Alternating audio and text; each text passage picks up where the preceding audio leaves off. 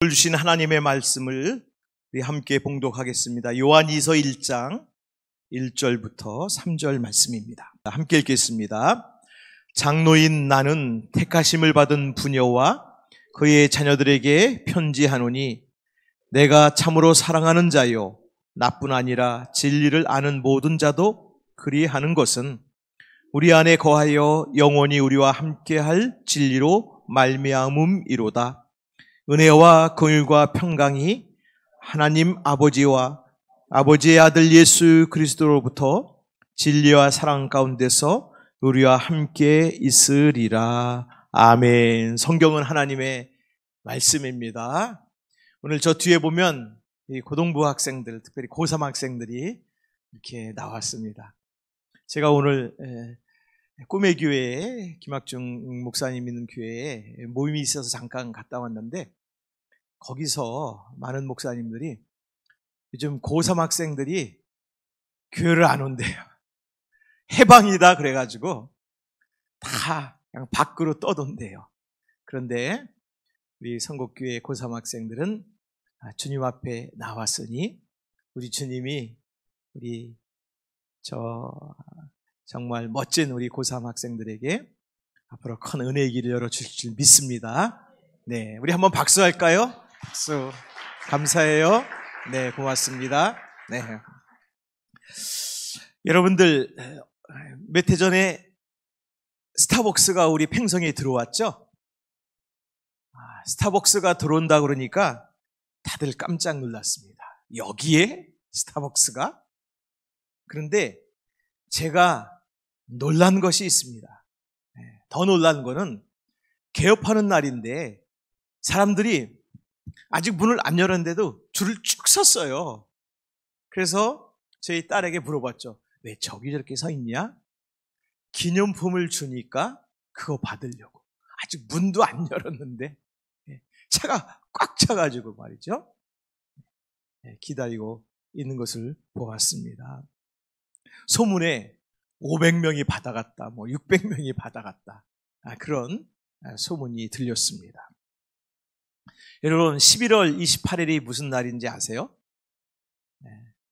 11월 28일 코리아 세일 페스타. 거의 그날 합니다. 블랙 프라이데이라고 그렇게 하죠. 그래서 백화점에도 세일을 왕창 하는 거예요. 또 쇼핑몰에도 세일하니까 새벽부터 줄을 서 있는 겁니다. 그래서 문이 열리는 순간 막 뛰어가가지고 가서 물건을 막 조담듯이 구입하는 걸 보게 됩니다. 소문에는 어떤 쇼핑몰에서 문이 안 열렸는데 이 유리문이니까 열린 줄 알고 막 가다 박치기 해가지고 앰뷸런스도 뜨고 말이죠. 그렇다는 얘기를 들었습니다. 혹시 고3 학생들 그런 데 가는 건 아니죠? 안 가요? 네. 저는 그렇게 이 연말이면 쇼핑몰이라든지 무슨 개업을 한다 그러면은 선물을 받으려고 사람들이 기대하면서 새벽같이 서 있는 걸 보면서 우리는 지금 대강절기를 맞이하고 있습니다. 11월 마지막 주 30일이 대강절기인데요. 주님이 우리 가운데 오시는 그러한 이제 날의 시작이죠. 성탄절을 앞두고 한 달 정도 전후부터 이것이 우리 초대교회 성도들이 주님이 아기 예수로 오시지만 그 첫 정말 인간의 몸을 입으시고 이 땅에 오신 그 예수님을 첫 번째 오신 예수님을 기다리는 마음.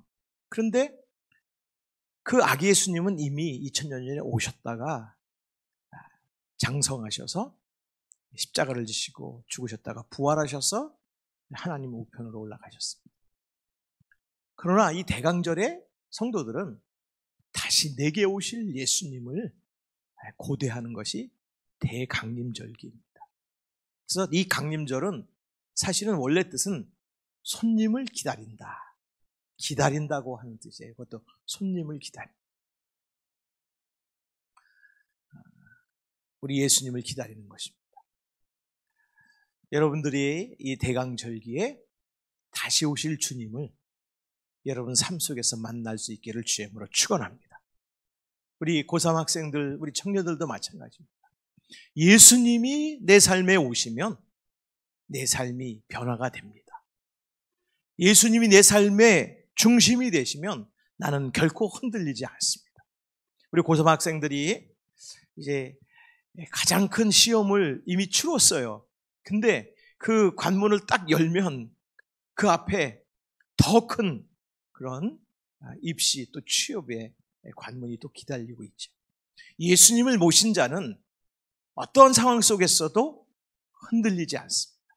비록 내 상황이 내가 원하지 않던 그런 대학을 가기도 하고 어떤 때는 더 기회를 더 다시 한번 생각해 보면서 또 다음 해를 기약하든 그런 세상적인 일들, 우리 앞에 벌어진 일들 때문에 낙심하고 주저앉지 않습니다. 예수를 중심에 모시는 그런 이 대강절기가 여러분이 되신다면 여러분 삶에 큰 변화가 일어날 것입니다. 여러분 인생에 새로운 역사가 일어날 것입니다. 우리가 이 대강림 절기를 정말 소중하게 생각하면서 주님을 만날 수 있기를 주의 이름으로 축복합니다. 자, 그래서 여러분 이 대강절이라고 한다는 것은 손님을 기다린다는 건데 우리는 누구를 기다리죠? 예수님을 기다리는 겁니다. 그런데 방법이 있어요. 예수님을 기다리는 방법은 나의 마음, 심령을 겸손하게 하는 것입니다. 겸손은 마치 예수님께서 이 땅에 하나님의 모습을 버리시고 말구유에 오셨잖아요. 여러분, 구유라는 것은 말이 먹는 먹이통이거든요. 그 먹이통은 이제 먹이를 줄 때 뭐 풀도 주기도 하고 또 끓여서 주기도 하고 그러면 그 먹이통에 이 말이 혓바닥을 대고서 정말 핥듯이 먹고 뭐 그래서 이제 깨끗하기도 하지만 그것이 쌓이면 그 말구유가 아주 더럽습니다. 그런데 예수님이 다른 많은 선택지도 많으실 텐데 그 말구유에 오셨어요. 그 말구유는 사실 우리의 인간의 모습이에요. 내 모습입니다. 우리가 아무리 깨끗하고 우리 학생들이 아름답게 지금까지 잘 자라왔어도 우리는 주님 앞에서 우리는 더러운 존재입니다. 주님 앞에 우리는 말구유 같은 존재예요. 그런데 예수님이 오신 거예요. 그래서 우리는 죄인이지만 예수님이 이 대강절에 오시는 그 예수님을 기다리고 맞이하고 영접할 준비를 하는 성도가 바로 우리 그리스도인이에요. 세상에 많은 사람들은 여러분 물건을 찾아서 줄을 섭니다. 기다립니다.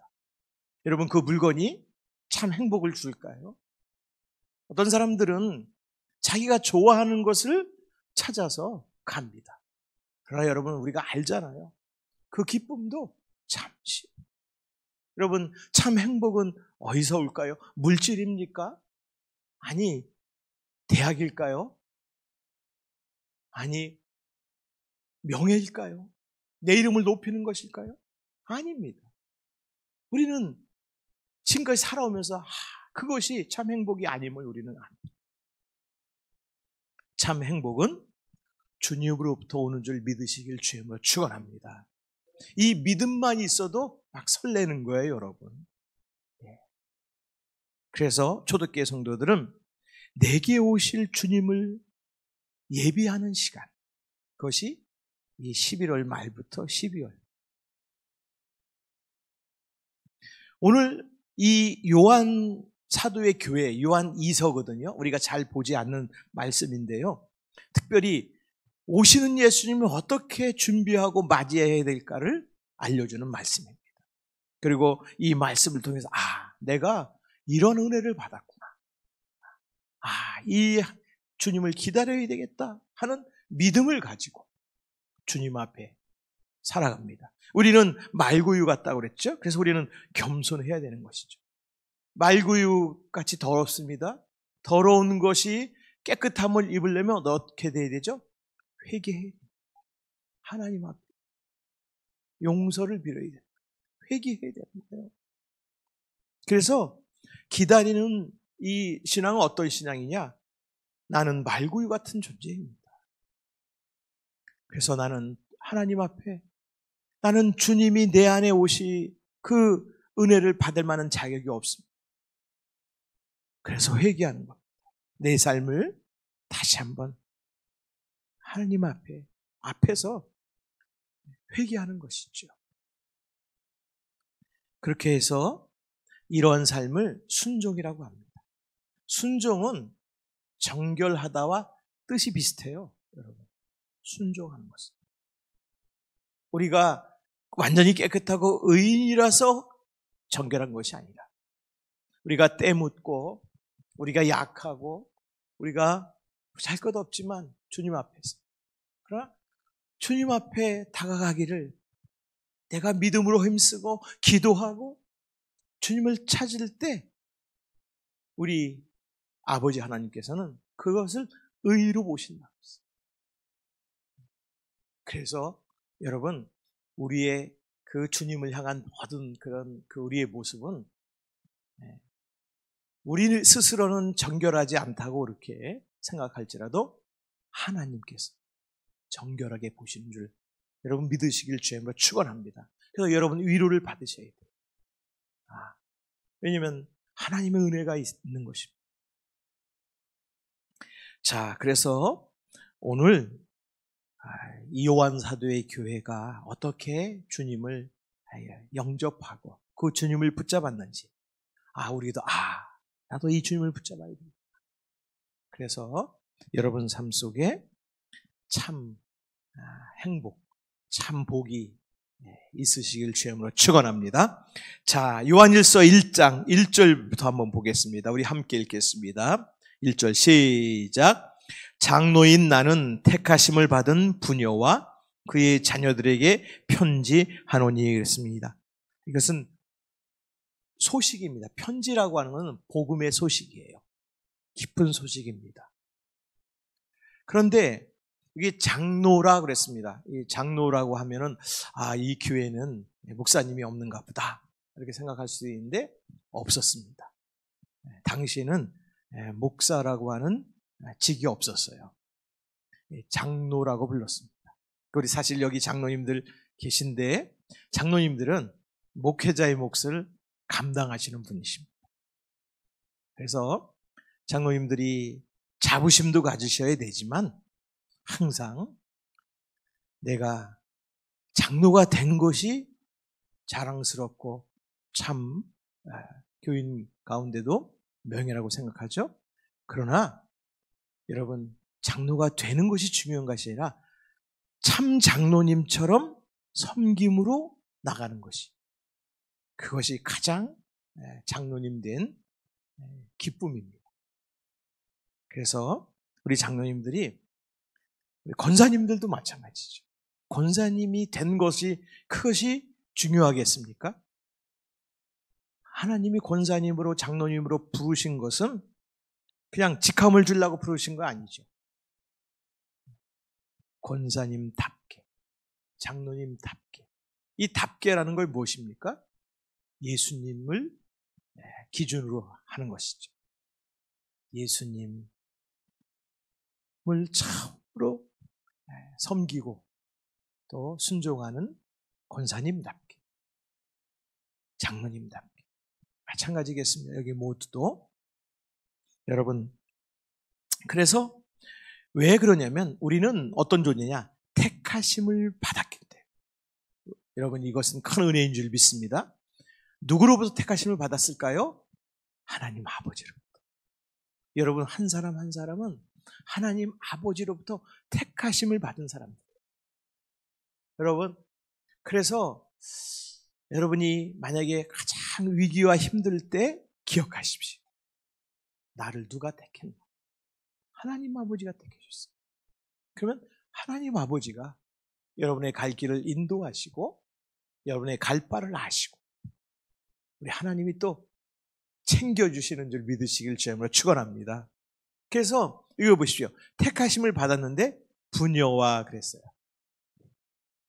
다른 성경에 보면 바울이 택하심을 받았다고 했거든요.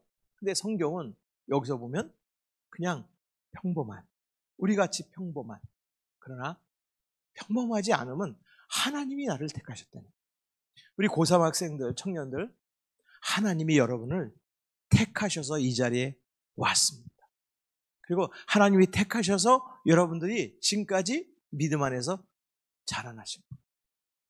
하나님이 택하셨기 때문에 우리 아버지, 어머니, 성도님들이 여러분을 위해서 새벽에도 기도하고 예배 시간에도 기도하고 또 매일 부모님들은 기도하고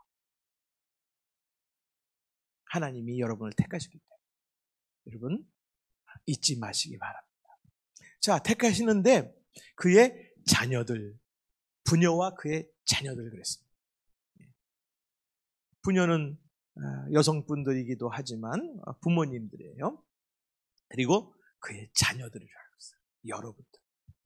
여러분들에게 이 성경에 보면 하나님의 복음의 편지, 하나님의 편지가 이렇게 들어있는 거예요. 그래서 우리 학생들 그리고 청년들이 여러 가지 앞으로 인생에 많은 일들을 겪어 나갈 때 성경을 꼭 펴시기 바랍니다. 그러면 여러분들에게 편지하노니 그랬어요. 우리를 위해 주시는 편지예요. 아, 하나님이 이럴 땐 어떤 편지를 보내셨을까? 저럴 때는 어떤 편지를 보내셨을까? 여러분들이 꼭 이 하나님 말씀의 편지를 여러분들이 늘 가까이 하시기 바랍니다. 자, 그런데 편지가 왔는데 내가 참으로 사랑하는 자요 그랬습니다. 이 요한 사도가 참으로 사랑하는 자라고 그랬어요. 누구를? 이 부녀와 그 자녀들을. 결국은 우리들이죠. 예수님의 마음을 담아가지고 참으로 사랑하는 자라고 그랬어요. 여기 보시죠. 나뿐 아니라 그랬습니다. 그리고 진리를 아는 모든 자도 그리할 것을. 하나님의 사랑은 나만 받는 것도 아니고 저분만 받는 것도 아니고 하나님의 사랑은 여기 보면 진리를 아는 거예요. 진리라는 거는 것은 우리 예수님을 말합니다. 참 진리신 예수. 예수님이 또 진리의 말씀이잖아요. 진리는 말씀인데 말씀이 육신이 돼서 이 땅에 오신 분이 예수님. 그러니까 예수님을 아는 모든 자는 하나님의 사랑을 받고 하나님의 택하심을 받은 줄 믿으시길 바랍니다. 그래서 이번 대강절에는 나는 하나님의 택하심을 받았다. 이것을 다시 한번 여러분들이 믿음 가운데 묵상도 하시고 기도도 하시고 찬송도 하시고 하나님 감사합니다. 하나님이 나를 택하셨습니다. 하면서 여러분 주님을 사모하시기 바랍니다. 그리고 나를 사랑하셨다고 하는 사실을 잊지 마시기 바랍니다. 내가 어떤 때는 사람에게 실망도 하고 버림도 받고 어떤 때 배반도 당하고 어떤 때는 나도 사실은 그런 배반하는 자가 될 수도 있어요. 그럼에도 불구하고 하나님은 택하신 여러분을 하나님만은 여러분을 사랑하시는 줄 믿으시길 주님으로 축원합니다. 자, 그러면서 이 편지를 보내는 이유가 있습니다. 우리 2절 말씀 읽겠습니다. 시작. 우리 안에 거하여 영원히 우리와 함께할 진리로 말미암음이로다 그랬습니다. 우리 안에 거하는 그런 분이 계시다는 거예요. 영원히 우리와 함께할 진리라고 했어요. 진리가 누구라고 그랬죠? 예수님. 네. 그래서 이 말씀은 우리 안에 거하실 분이 지금 오신다는 거예요. 그래서 준비하라는 거예요. 믿음을 준비하라. 그리 하는 것은 준비하라는 거예요. 준비하라는 것입니다. 그래서 우리 믿음 안에 우리 안에 거하시는 영원히 우리와 함께할 그 진리를 준비하라는 거죠. 그분이 지금 이 대강절개 여러분 가운데 이제 물론 매 순간 매년 오시지만 이 절기 속에 우리가 더 풍성하게 우리가 주님을 느낄 수 있고 체험할 수 있습니다. 그래서 요한 1서 제가 읽어드리겠습니다. 요한 1서 1장에 보면 예수님을 이렇게 말씀했어요. 태초에 있는 생명의 말씀에 관하여 우리가 들은 바요. 그리고 눈으로 본 바요. 자세히 보고 우리 손으로 만진 바라. 이거는 사실 영적인 언어죠. 예수님을 기다리는 자는 정말 생명의 말씀으로 귀에 들리고 눈으로 보게 되고 그리고 손으로 만지는 것 같이 영원히 함께하는 주님을 만나게 되는 것입니다. 여러분들은 정말 하나님 펴에서는 너무 귀한 존재예요. 하나님 보시기 여러분들은 자꾸 인간적인 생각을 해서 나도 인간적으로 평가를 하고 남도 인간적으로 평가를 하는데요. 여러분만큼 나만은 주님이 사랑하신다. 이런 거 잊지 마시기 바랍니다. 자, 그래서 바로 이 영원히 거하실 진리의 방을 우리가 만들어야 돼요. 오실 방. 그 예수님을 모실 방, 마음의 방. 그래서 여러분들이 이 대강절기에는 여러분 마음속에 여러분 이 생각 속에 가득 찬 것을 하나씩 하나씩 내려놓고 그 자리 예수님이 오실 자리로 여러분들이 만드셔야 됩니다. 자, 그러면 어떤 은혜를 가지고 오시길래 우리의 믿음의 방을 새롭게 청소하고 만들라 하실까요? 그것이 오늘 마지막 3절입니다. 우리 다 함께 읽겠습니다. 시작. 은혜와 긍휼과 평강이 그랬습니다. 이 세 가지입니다. 하나님 아버지 예수 그리스도부터 진리와 사랑 가운데서 우리 가운데 은혜와 긍휼과 평강이 함께 하신다. 이 방을 만들어야 돼요. 자, 여러분 은혜가 뭘까요? 은혜? 은혜는 그냥 은혜로 주는 거죠.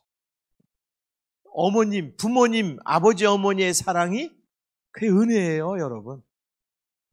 왜냐면 여러분 값없이 주셨잖아요. 부모님의 사랑으로 여러분이 이 세상에 왔고 또 자랄 때 여러분을 잘 키우려고 우리 부모님들은 사실은 먹고 싶은 거 잘 못 먹고 입고 싶은 거 다 사입지 못하고 그걸 아끼고 아껴서 여러분들을 위해서 해주셨어요. 그걸 뭐라 그랬죠? 은혜예요. 그 노래도 있잖아.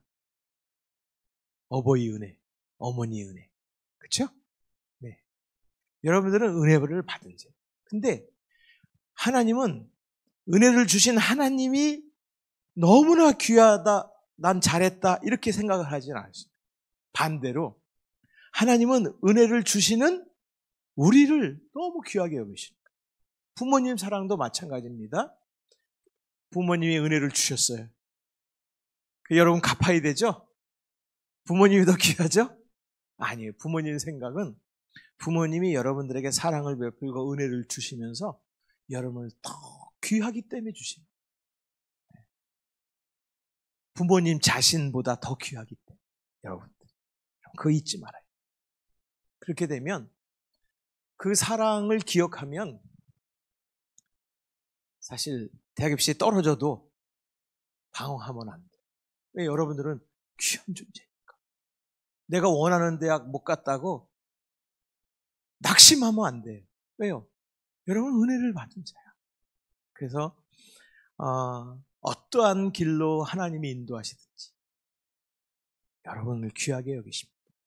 부모님도 마찬가지예요. 혹시 여기 부모님들 대학에 떨어져가지고 내 자식 아니다. 그런 부모님 계세요? 하나도 없어요. 아이, 취업 못해갖고 지금 뭐하고 있나, 내 자식 아니다, 그럴 부모 없어요. 왜냐하면 여러분들이 귀하기 때문에. 마찬가지입니다. 하나님은요, 우리가 너무 귀하기 때문에 값없이 은혜를 주신 거예요. 그러면 은혜가 무엇일까요? 우리가 말구유같이 더러운 존재예요. 그런데 우리가 아무리 더럽고 우리 죄가 아무리 흉악할지라도 하나님은 그거 상관하지 않으십니다. 왜? 우리가 귀하기 때문에. 그래서 예수님을 이 땅에 보내주신 거예요. 그래서 그 예수님을 영접을 하면 우리의 심령에 그동안 살면서 쌓였던 그 상처와 괴로움이 주의 보혈로 씻겨 내려갑니다. 그래서 하나님 앞에 얼마나 큰 은혜와 사랑을 받는 존재인 것을 그때 나를 다시 발견합니다. 우리가 어저께까지 실수도 하기도 하고, 어떤 데는 부끄럽기도 하고, 저도 마찬가지입니다. 어떤 데는 저도 가족 보기 부끄러운 그런 일도 할 때도 있었고, 내 지금의 모습을 보면서 너무 또 부끄럽기도 하고, 그런 순간들이 참 많았어요. 그렇지만 그때마다 예수님의 그 은혜를 붙잡고 나의 이 더러운 영혼을, 육신을 씻고 하나님 앞에 다시금 담대하게 나갔을 때, 그때 참 평강이 왔고 그때 다시 살아갈 용기를 얻었어요. 그래서 십자가의 피로 단번에 나를, 옛사람을 깨끗이 씻어내셨죠. 그래서 사실 나는 소멸된 겁니다. 주님의 은혜, 십자가의 은혜 가운데 나는 소멸된 거예요. 그래서 바울 사도가 나는 죽은 존재라고 했습니다. 그리고 주 안에 다시 산 존재라고 했습니다. 자, 여러분, 그래서 주님의 은혜의 뚝이 나를 향해서 팍 터져야 돼요. 그 은혜가 막 쏟아져야 됩니다. 그래서 그 은혜를 그냥 나의 고민과 우리 학생들 고민, 그 다음에 우리 여러분들 살아가는 생긴 모든 문제들, 이런 것들이 주님의 그 십자가의 은혜로 그냥 덮여야 돼요. 무슨 고민이나 무슨 문제나 물질적인 문제든지 인생의 모든 실패한 모든 상처와 괴로운 문제도 주님의 보혈에 그냥 이제 담궈져야 됩니다. 그러면 여러분, 그 은혜가 여러분을 깨끗게 하고, 그 은혜가 여러분의 심령에 참 평안을 주고, 그 은혜가 여러분을 다시 일으키는 줄 믿으시길 주님으로 축원합니다. 그래서 이번 대강전에는 내게 은혜로 오시는 주님을 여러분들이 꼭 붙잡아야 될 줄 믿습니다. 자, 그러면은 새로운 축복이 흘러오는 거예요. 그전에는 자꾸 인간적인 생각으로만 축복을 생각했는데, 주님의 은혜가 오면은요, 내 눈이 밝아집니다. 그렇다고 세상적으로 밝아지는 것이 아니라 내 눈이 주의 사랑의 눈이 돼요. 내 귀가 하나님의 그 섬김의 귀가 되는 거예요. 나의 모든 삶 가운데 하나님의 축복이 막 흘러오는 걸 그때 내가 깨닫게 되는 거예요. 이것도 축복이구나, 저것도 축복이구나.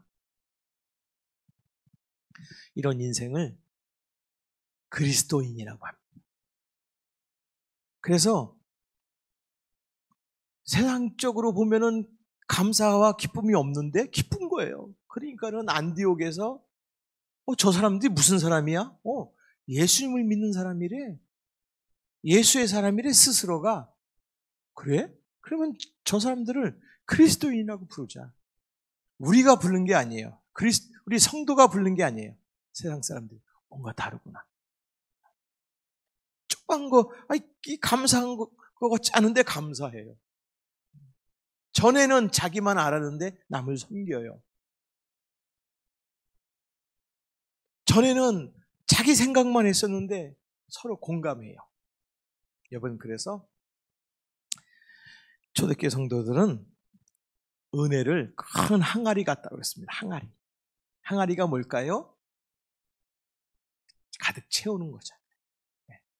그래서 은혜를 항아리에 가득 채우고 채울수록 그게 흘러갑니다. 어디로 흘러갑니까? 가족에게 흘러가고요. 그 다음에 이웃에게 흘러가. 가장 가까운 가족에게 여러분 참 진정으로 흘려보내셔야 돼요. 그래야 또 남에게도 원활하게 흘러가요. 자, 그래서 여러분 이 은혜를 이 대강절에 크게 받으시길 주님으로 축원합니다. 네. 두 번째 보면은 뭐가 있죠? 긍휼입니다. 긍휼은 우리가 생각하기에 불쌍히 여기다 그런 뜻이 있죠. 근데 원래 성경의 이 단어는 입장받고 생각하다 그런 뜻이 있어요. 내가 이 사람의 입장이 되는 거예요. 하나님이 우리에게 긍휼하심을 불쌍히 여겨주시는데 그냥 마음과 생각으로만 불쌍히 여기신 거 아니고 하나님이 우리 입장으로 바꾸신 거예요. 그래서 예수님을 보내셔가지고 예수님이 육신의 몸을 입게 하신 거예요. 그것이 긍휼입니다. 사실은. 예수님이 내가 받을 죄악의 대가와 죄악의 고통과 인생의 두려움과 괴로움을 예수님이 입장을 바꾸셔가지고 대신 십자가에서 지신 거예요. 그래서 그 은혜, 그 긍휼하심을 내가 믿고 그것을 이제 내 마음, 믿음 속에 가득 채울 때 그때 우리는 어떤 일이 나느냐? 여러분, 우리 안에서 예수님의 그 은혜와 사랑이 막 파도같이. 왜요? 나와 예수님이 사실 바뀐 거니까. 그래서 우리는 그 긍휼하심을 힘입어서 다시 눈물 나는 있어 눈물을 닦고 하나님을 찬양하면서 앞으로 나가는 거. 그래서 여러분 이 긍휼하심은 사실은 그냥 긍휼 그래가지고 우리가 불쌍히 여겼구나 이런데 입장을 바꿨다 그랬잖아요. 그러면 초대교회 성도들은 그때 깨달은 거예요. 하나님, 예수님과 내가 하나가 됐구나. 그렇잖아요. 예수님이 나의 입장으로 되신 거예요. 입장으로 바꾸신 거예요. 그 다음에 우리는 예수님 입장의 은혜를 받게 하신 거죠. 그래서 이것을 주님과 하나라고 했습니다. 여러분, 우리가 힘들고 어려울 때, 또 어떤 일일 때 주님의 그 은혜와 사랑의 긍휼하심을 받는 거는 그냥 보통 내가 잠깐 받고서 힘을 내는 게 아니에요. 예수님과 나와 하나가 되는, 예수님과 나가 함께 사는 것입니다. 그래서 예수님이 나의 안에 네가 거하고 네 안에 내가 거하리라. 할렐루야. 자, 그 다음에 뭐가 있죠? 평강이라고 그랬습니다. 예수님을 이제 고대하면서 사모하는 자에게 주신 세 번째는 평강입니다. 평강 우리가 잘 알죠? 샬롬입니다. 샬롬. 근데 이 샬롬이 언제 썼느냐? 예수님이 탄생하실 때 천사들이 하나님이 기뻐하시는 사람 중에 평화로다. 하나님이 기뻐하는 사람들이 있는데 그 사람들에게 주는 것이 샬롬, 평화입니다. 평강입니다. 예수님께서 평안을 너에게 끼치노니 곧 나의 평안을 너에게 주노라 그랬는데요. 예수님이 이렇게 뒤에 붙이셨어요. 내가 주는 것은 세상에 주는 것과 같지 않다.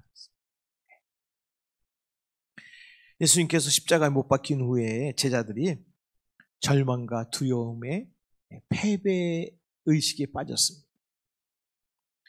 그래서 예수님을 따른다는 이유로 당시에 핍박을 받을까 두려워했어요. 그래서 숨어 지냈잖아요.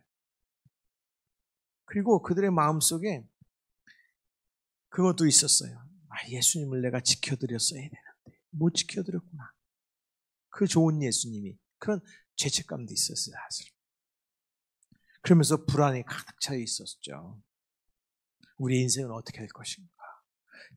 하나님을 섬기며 믿음의 길을 여기까지 왔는데 예수님께서는 이제 십자가에 죽으시고 안 계십니다. 우리의 삶은 어떻게 될 것인가. 그래서 제자들이 샬롬이 없었어요, 마음속에. 그냥 세상 흘러가는 대로 조금의 두려움이 생기면 두려운 일 생기면 두려워하고, 괴로운 일 생기면 괴로워하고, 질병이 생기면 낙심하고, 물질적인 어떤 어려움이 있으면 너무 절망하고, 그때 부활하신 예수님이 제자들 가운데 오셔서 하신 첫 말씀이 너희에게 평강이 있을지어다. 여러분, 이 음성을 듣는 주의 자녀들이 복이 되는 줄 믿습니다. 여러분들이 주님께서 주시는 그 말씀을 아멘으로 받고 내게 주시는 음성으로 여러분들이 들으셔야 돼요. 특별히 이 대강절기. 그래서 너에게 평강이 있을지어다 하시는 주님의 음성을 붙드시기를 주님으로 축원합니다. 자, 그런데요, 이 요한 사도가 왜 요한 2서 성도들에게 이 편지를 썼을까요? 복음의 편지를. 왜냐하면 주님이 지금도 이 편지를 받는 성도들, 그리고 이 귀한 편지를 읽는 우리에게 주님의 은혜와 주님의 긍휼하심과 주님의 평강을 주신다는 확신을 가지고 주시기 때문에 또 이 귀한 편지를 지금 우리에게 이 말씀을 주신 줄 믿으시기를 주님으로 축원합니다. 우리는 세상의 조건들이 우리를 행복하게 한다는 생각을 우리는 합니다. 돈이나 명예나 건강이나. 그런데 주님이 주시는 이 평강은요, 돈이 없을 때, 건강을 잃었을 때에, 우리의 모든 명예를 다 잃었을 때에 그 어떤 시련에서조차도 흔들리지 않은 참 평안이고 참 은혜고 참 긍휼하심이에요. 그래서 이 대강절기에 혹시 낙심할 일이 있는 성도님이 계셔도 여러분 거기서 깨어나시기 바랍니다. 깨어 기도하라고 그러셨잖아요. 깨어난다는 게 뭐예요? 그냥 정신이 몽롱하는 데서 깨어나는 게 깨어나는 거죠. 근데 영적으로 보면은 물질 때문에, 건강 때문에, 여러 가지 인간관계 때문에 내 삶 속에 하나님 주시는 말씀과 하나님 주신 역사를 보지 못하고 눈을 감고 낙심해 있는 성도들을 깨우는 것이 깨우는 거예요. 특별히 이 대강절에 성령님이 여러분을 깨우십니다. 그래서 여러분 우리 눈을 번쩍 뜹시다. 아무리 힘들고 어려운 순간에 눈을 번쩍 뜹시다.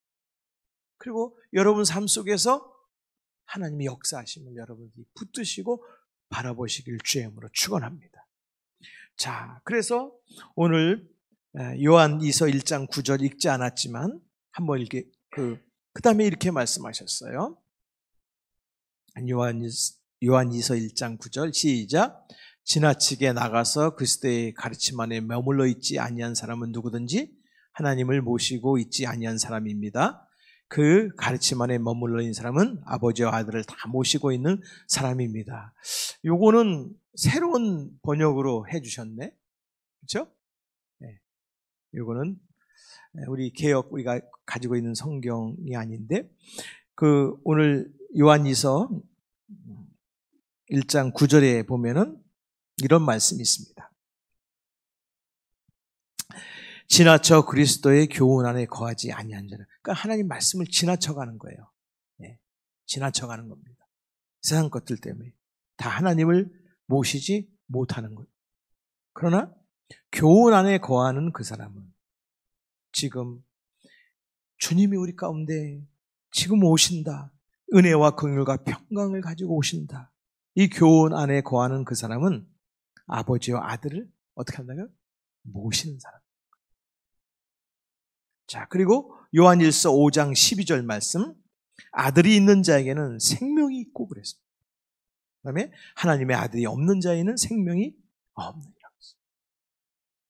여러분, 우리가 이 대강절에 누구를 모셔야 되는 줄 알겠죠? 예, 우리 생명이신 예수님. 여러분, 굳게 붙드시기를 주의 이름으로 축원합니다. 자, 지금 이 세 가지 은혜와 긍휼과 평강을 가지고 우리 주님이 여러분 가운데 오십니다. 우리는 어떻게 해야 될까요?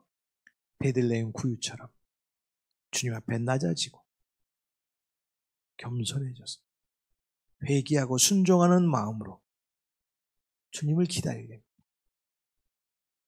그러면 우리는 주님이 야, 깨끗다 하시는 거예요. 야, 너 잘했다.